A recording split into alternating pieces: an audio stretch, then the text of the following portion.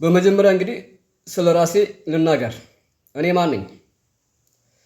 የልደት ስሜ ሻምበል ሲሆን ራሴን የወሎ መብረቅ ብዬ ነው የምጠራው። ተወልጄ ያደግኩት ሰሜን ወሎ መርሳ ነው።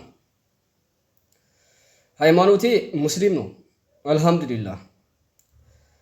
እስልምና ያዘዘኝን ደግሞ በተቻለኝ አቅም እፈጽማለሁ። ሁሉንም ግን አልችል ይሆናል። እስልምና መጥፎ ነገር አያዝም፣ ጥሩ ነገር ነው የሚያዝው።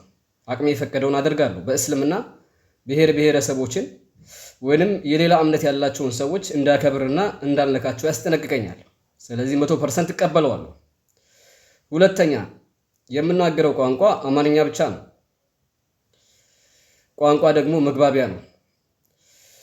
ሌላው በዘር ሐረግ የኦሮሞ ልጅ ነኝ። ነገር ግን ከሌላው ብሔር ብሔረሰብ ጋር ተቀላቅዬ ነው ያደግኩት። እንደ አጠቃላይ ተወልጄ ያደግኩት በአሁኑ አማራ ክልል በተባለው ሲሆን የወሎ ልጅ ነኝ። ያንን ማህበረሰብንም አውቀዋለሁ።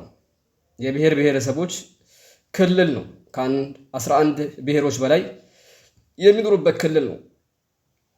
አንዳንዶቹ ብሔሮች እስከነ ቋንቋቸው ሞተዋል ማለት ቼንጅ ሆነዋል ማለት ነው። በጨፍላቂ ማንነት ቋንቋቸው አማርኛ አድርገው ብሔራቸው እንደመሆኑ አማራ ለማድረግ እየሞከሩ ነው። እሱ ችግር የለብኝም። እንደ ማህበረሰብ ግን በአጠቃላይ የጎጃምም የጎንደርም የወሎም ህዝብ በአጠቃላይ ለሆነ ህዝብ ጠላት አይደለም። ምናልባት ጎንደርና ጎጃም ሸዋም ሊሆን ይችላል። ሁሉ ውስጥ ህዝቡ ፍቅር ነው፣ የዋህ ነው። አንዳንድ ግለሰቦች አሉ እምነት ጠል እና ብሔር ጠል እንዲሆን ህዝቡን የሚሰብኩ። ለምሳሌ ኦሮሞነት ጠል እንዲሁም በተመሳሳይ ሙስሊም ወይንም እስልምና ጠል እንዲሆኑ ቀን ከሌሊት ሳይተኙ ይሰራሉ። በተለይ በሰሜኑ ክፍል በጎንደርና በጎጃም ያሉ አንዳንድ ግለሰቦች። ህዝቡ ግን ዛሬ የምናገራለው ፍቅር ነው። የማንም ጥላቻ የሌለበት ህዝብ ነው ያለው። መብረቁ ዛሬ ለምን ተከሰተ?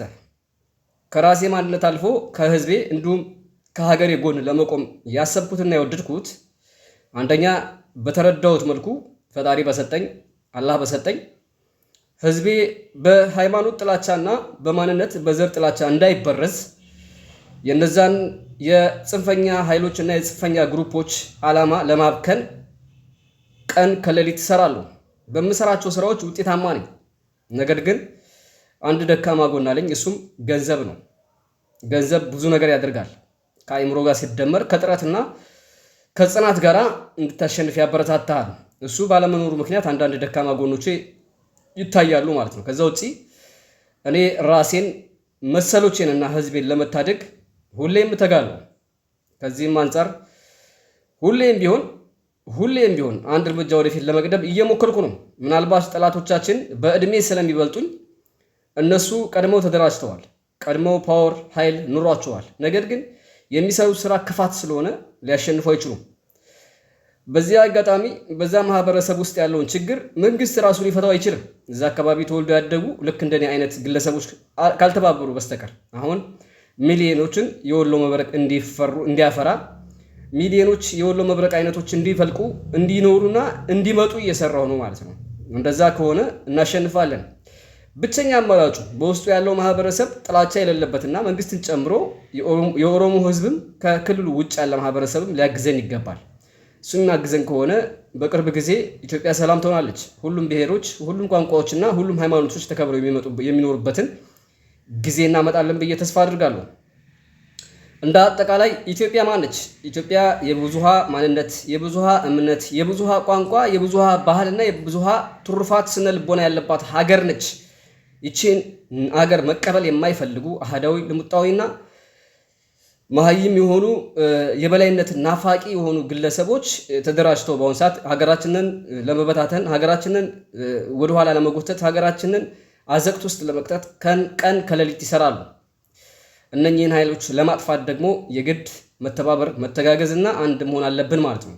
ከዚህ አንጻር የወሎ መብረቅ የመሆን በዚህ ስሜና በዚህ አስተሳሰቤ በዚህ ማንነቴ የተፈጠርኩት እነኚህን ኃይሎች ከህፃንነቴ ጀምሮ ስለማውቃቸው ነው።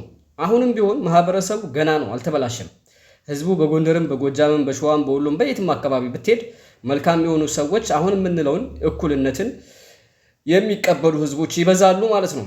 በአጠቃላይ ግን ይህን ጉዳይ ካልታገልንና ዛሬ ለውጥ ካላመጣ ነገና ከነገ ወዲያ የኢትዮጵያ ብሔር ብሔረሰቦች እርስ በርስ የሚጨፋጨፉበትን ስልት እየሰራ ይገኛል። ማን? የጠላት ኃይል። ይሄ የጠላት ኃይል መደምሰስ አለበት ማለት ነው። ይህን ካልኩ በኋላ እስከ መጨረሻው ካዳመጣችሁት መልእክቴ ዩቱብ ቻናሌን ሰብስክራይብ አድርጉ ማለት ነው። ይህ ሚዲያ ወደፊት የወሎ ሚዲያ ኔትወርክ ይሆናል ማለት ነው። የወሎን ህዝብ የሚታደግ፣ የወሎን ህዝብ ህመሙን የሚናገርለት፣ የወሎን ህዝብ ማንነቱ የሚያስከብርለት፣ የወሎን ህዝብ ችግሩን የሚጮህለት ሚዲያ ይሆናል። ሁላችሁም ሰብስክራይብ አድርጉ ማለት ነው እና እባካችሁ ሁላችሁም እኩልነትን ተቀበሉ። አንዱ የበላይ አንዱ የበታች ሆኖ መኖር አይቻልም። የሁላችን ሀገር ነች ኢትዮጵያ። ሁሉም እምነቶች፣ ሁሉም ማንነቶች፣ ሁሉም ህዝቦች፣ ሁሉም ባህሎች መከበር አለባቸው።